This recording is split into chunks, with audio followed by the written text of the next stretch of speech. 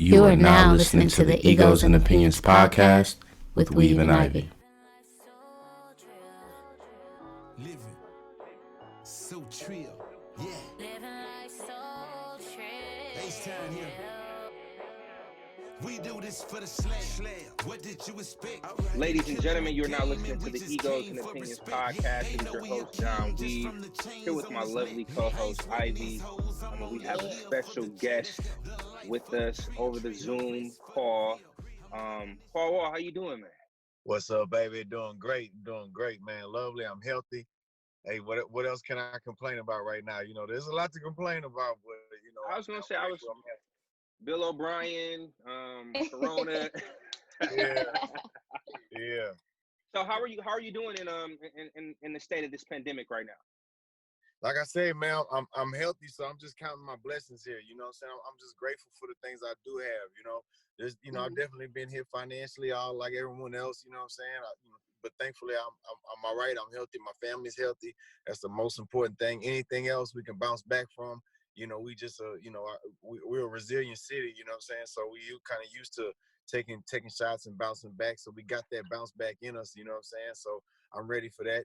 But it's a little anxious right now. You know, just dealing with everything because it's uncertainty. You know, you don't know when it's going to change or when it's going to end, when it's going to get back to life as we knew it, or the new life as we know it. You know, whatever. You know, it's a little uncertainty right now. But for sure, man, I got a lot to be grateful for. You know what I'm saying?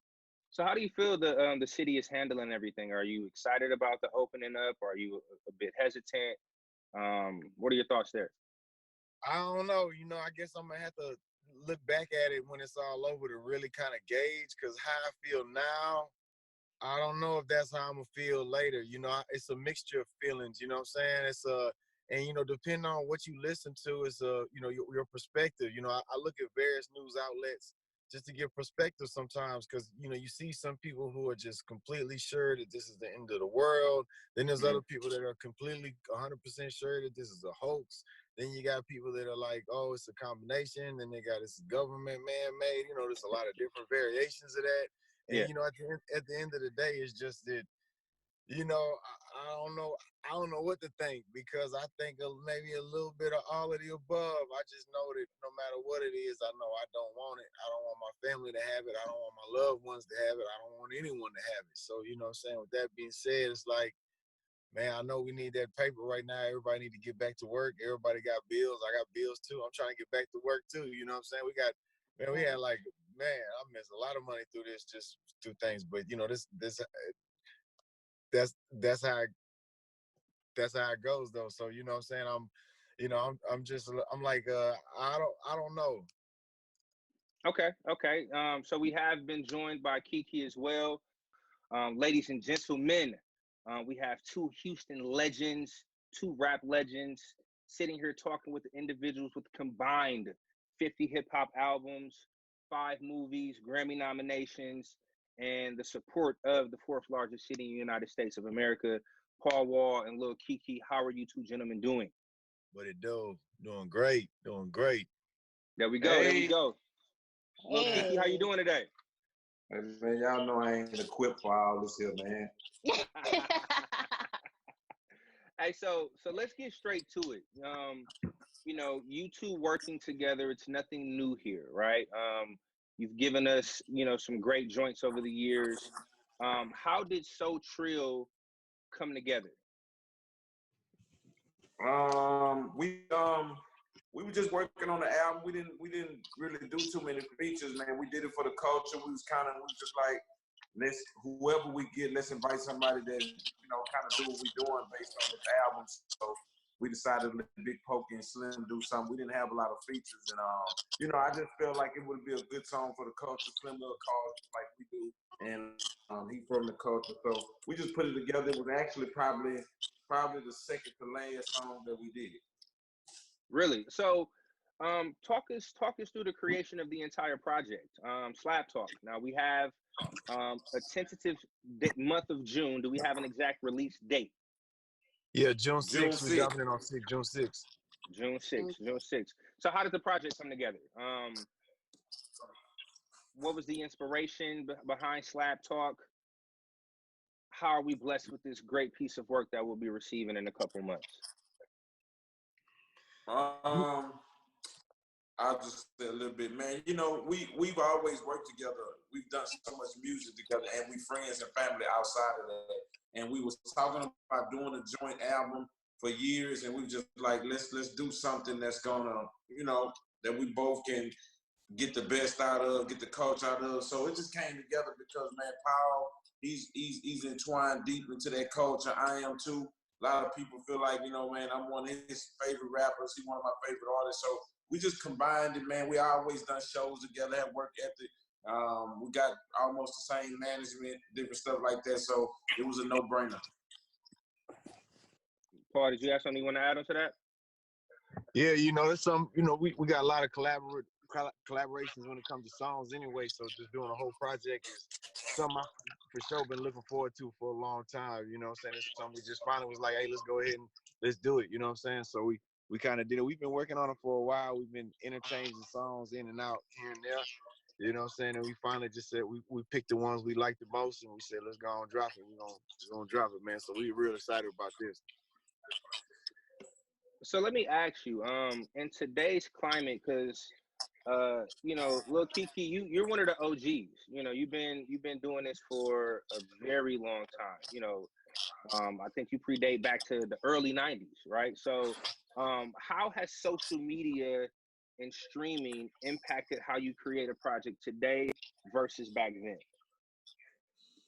For me, it's just keeping up with time. I follow what's going on, and it's just an adjustment period. Whether it was from, I came all the way from vinyl to cassettes to CDs to streaming, so I just adjusted each time, man. And I'm not scared to have the interns, hire the young cats, and man, I just watch the game. Even what's going on right now with the COVID, we said it like what we doing right now. Just we happen to find ways to reinvent ourselves to keep everything going. So that's just like right now with me just saying, nah, I don't want to do this interview or something like that. Nah, man, I'm gonna try to figure it out, get on the phone, press the link, do whatever we gotta do. And that's how I've been able to stay relevant, you know, for the most of the years that I've been, by just adjusting to what's going on, period. You talked a little bit about adjusting with the times. I noticed that you guys over time you've done a lot of collabs with a lot of the younger artists. Who are some of your favorite, or who are some of the upcoming artists here from Houston that you guys are looking forward to possibly work with, or that we can look forward to hearing on some of your music? There's a lot, you know, they're all at different stages too. Some are at, you know, some of the latter stages of the beginning stages, some are at the very, very beginning. But for sure, there's a lot of artists. We got a lot of producers in the city that's going real hard. Definitely look forward to working to. One of my boy Trigger Trey from Garden City, he's one of my favorite right now. You know, then you got people like Cal Wayne, who he's not necessarily new. He's been doing it for a while, but still he's one of my favorite in the city. I love working with him. You know, other people like, you know, Sauce Twins or like Beat King or like, you know, all the established artists over the years is, you know, we're all at different stages in our careers, but the newer artists and producers too, you know what I'm saying? Shout out June James. He, you know, I don't know, he's not necessarily new, you know what I'm saying? He's pretty established now, you know. But I say the up and coming ones, I say Trigger Trey probably for sure one of my favorite that I look forward to working with. Nice. Well, for me, it's DJ Chose. That's my guy. XO, Chucky Trill. I have them all on the album. Martina Marie, Ken the Man. I mess with everything. You know what I'm saying? Don Tolliver, Trap Boy Freddy. I got him on my new album. So, okay. You know, I kind of always try to stay as much as I can in tune with the young cats as much as I can do. So how with oh, go ahead, Ivy. I'm sorry. Speaking of your new album, Self-Made 3, is that what we're working on? Uh-huh. When can we get that? When is that gonna drop? 7/13 weekend. Yeah. 7/13 weekend. I would say 7/13 day, but it doesn't fall on a Friday this year, so 7/13 weekend. The weekend of 7. Yeah. Okay. Gotcha. And then Paul Wall, you're just coming off a release last month, Mind Over Matter, correct? Yes, sir. It came out March 20th, right at the start of the Corona lockdown. You know what I'm saying? So But as an it's out. artist, how is that transition from one project to another? Does that were you just in a creative space with so much to talk about? Like that's a lot of work. Well, me personally, I don't tend to really work on projects. It's a continuous, nonstop working every single day. Okay. And then eventually, I'll come up with a project concept, and I'll fill in the folder as I go. So every day I might record multiple songs, or I might record no songs, or I might record one song, whatever. And wherever it end up going, whatever folder it kind of, seem to fit in, that's where I go. And I change them out here and there, but it's basically a nonstop work every single day. I'm just working on something, just continuously working. So Houston is arguably one of the more influential cities in hip hop. What do you two do to protect the sound as well as propel it, not only nationally but within its home roots? I just stayed me.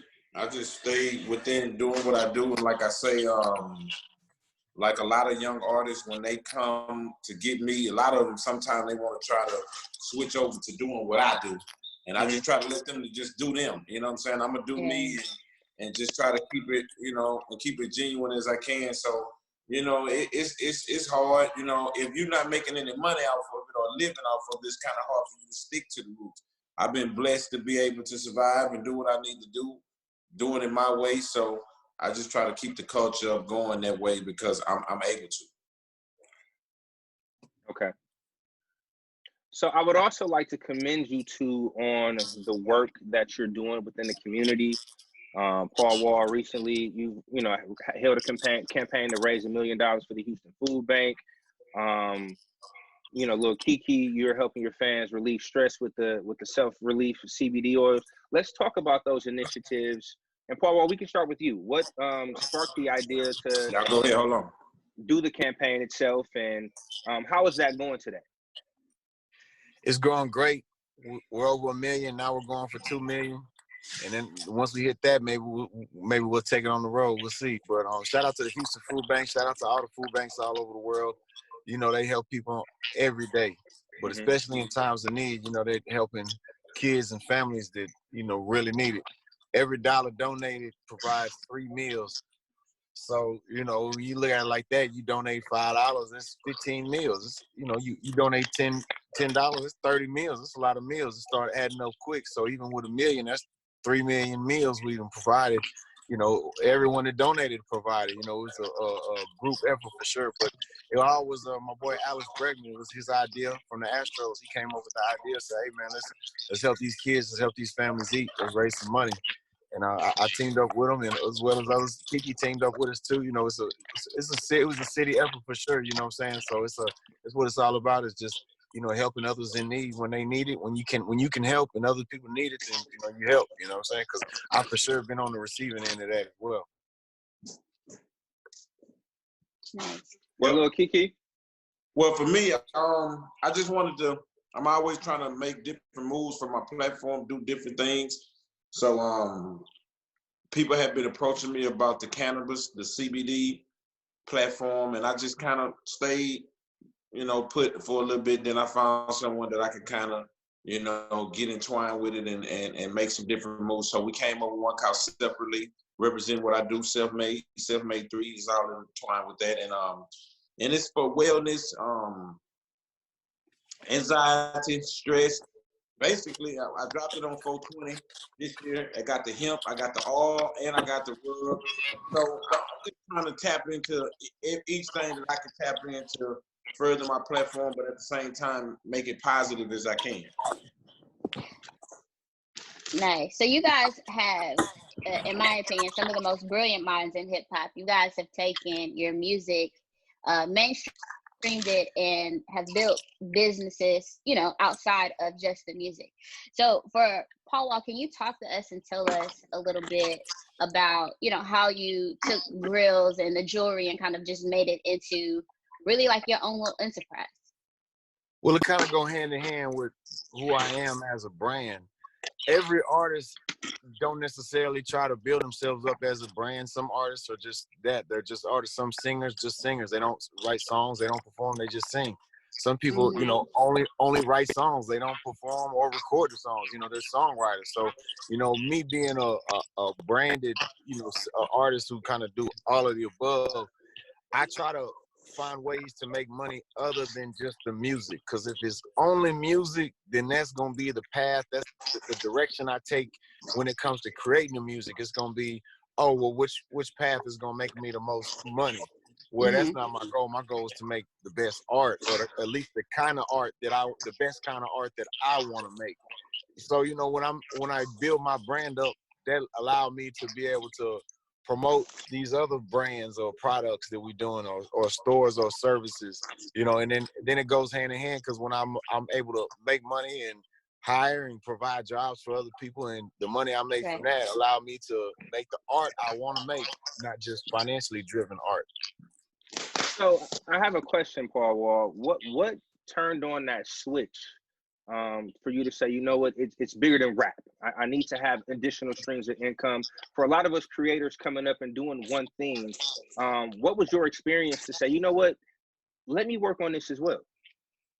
I think just the love of it, the love of the game, and always having a passion for the money as well. You know, I'm definitely trying to get my paper, but at the same time, just having a love of the art, and then just not wanting to sell myself out. You know what I'm saying? Not just want to oil myself, prostitute myself out just to make the most money. I feel like even that being said, I feel like long term, you know, I don't want to hit a lick once. I want to hit, you know, this is my career, so I want to build a career off of, you know, who I am. And I look at artists that I love and respect, and like somebody like Snoop Dogg or somebody. Well, you definitely got different Snoop Dogg album. You check out the Bush album he dropped out not too long ago. That's definitely a little different than Doggy Style. You know what I'm saying?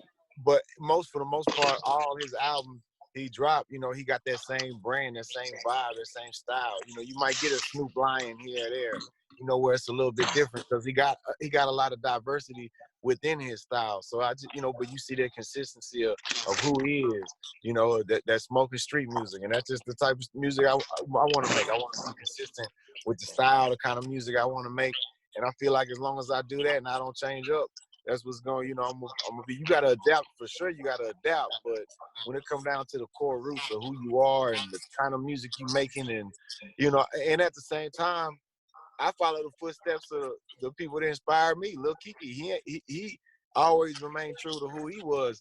So of course, you know, if that's my idol and hero when it comes to music, you know, all inspiration, then and he ain't switch up. You know, neither did Slim Thug or Zero or, you know, the people that I look up to. Well, okay, well, that's what I'm gonna do the same thing they did. They didn't switch up, so that's, you know, staying real and true to who they are taught me to stay true to who I am. Nice. So, KeKe, I watched the interview that you did, and so side note, I just turned 30 last month. Hey, yeah. Thank you. And I watched an interview that you did to where you kind of discussed kind of hitting this mile marker where you're wanting to, you know, kind of take your career seriously. Can you talk to us a little bit about that? Basically, you know, me, it's all you have to. It's some people, man, that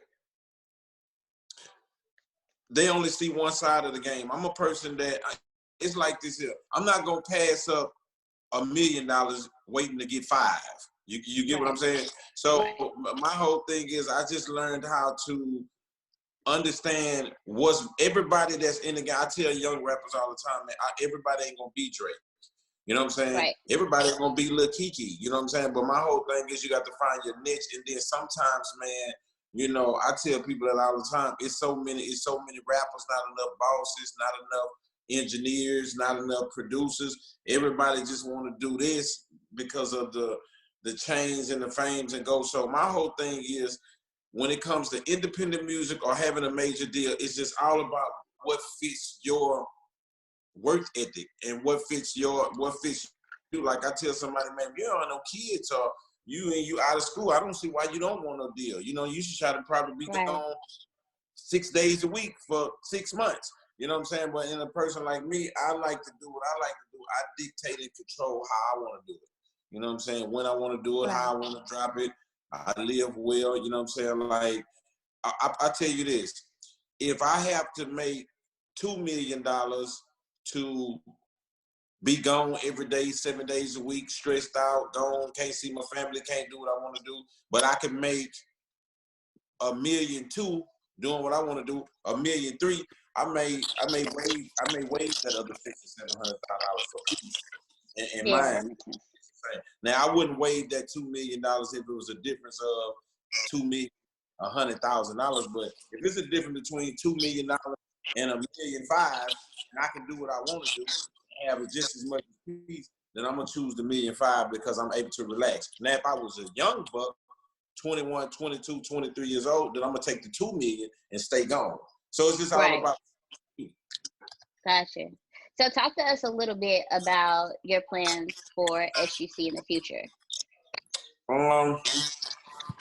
Really, to be honest, you know, like we had a movie coming. You know what I'm saying? We had the our screwed up movie coming, and you know, it's just we all elder statesmen, we all independent contractors. Everybody got things going on, but I try to be the leader and have a collective mindset on doing things in the future. It's just all about getting everybody on one page.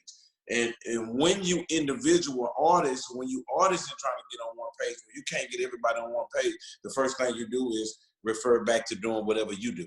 You know what I'm saying? Right. Like I'm not a painter or that type of. So I don't have time to get up and get everybody together every day. If I can't get it all together at once, then I'm gonna revert back to doing what I do. So hopefully, once everybody kind of slow down in the careers that they have, we can get together and make sure we do something as far as the SUC, as far as the album is concerned later. Gotcha. So when can we expect? Is it all screwed up? Is that what the movie is called? I'll screw up, man. Y'all should expect it, man, early 21. Okay. Nice. Okay. So getting back to the album itself, what can the fans expect? You gonna hear Paul Wall and Lil KeKe at our best. You know what I'm saying? You got a lot of dope production on there. Shout out to all the producers that contributed, you know, and you gonna hit, you know, we don't got too many features on there, just Slim Thug and Big Pokey, basically, you know what I'm saying? So you're gonna hear Paul Wall and Lil KeKe at our best, you know, doing what we love to do. Real slab talk, real slab music. This would, you know, anybody who ever rode on Foles, rode on Candy Paint and Pop Trunk ever, man, this is what. You know, they've been waiting for this and they ready, man. We definitely not gonna disappoint. Slab Talk, June the 6th. It's gonna be a great summertime album. This is an album for sunny days, day parties, top drops. It's one of those type of albums. You know, I make feel good music, and that's what we're gonna do right here, man. We'll have a great time. I think it'll be great coming straight out of this pandemic into some great feel good music, man. So Slab Talk, June the 6th. So Trill, the new single out right now, Riding 5, and the video is out right now. So Paul Wall, Lil KeKe, so, Slab Talk, June 6th, holla back. So once again, Paul Wall and Lil KeKe, we want to thank y'all for joining us for this interview. Listeners, once again, So Trill is out on the streaming platforms right now, and be on the lookout for Slab Talk June 6th. Ladies and gentlemen, you are now listening to the Egos and Opinions podcast With Weav Ivey. Thank y'all very much. And Lil KeKe. Thank you guys. Already. Hey, much love, y'all. All right, thanks a lot. Thanks again. Thank you very much. Thank you. Peace. Victoria, thank you so much. This how it is when you trill, yeah. And we knocking doors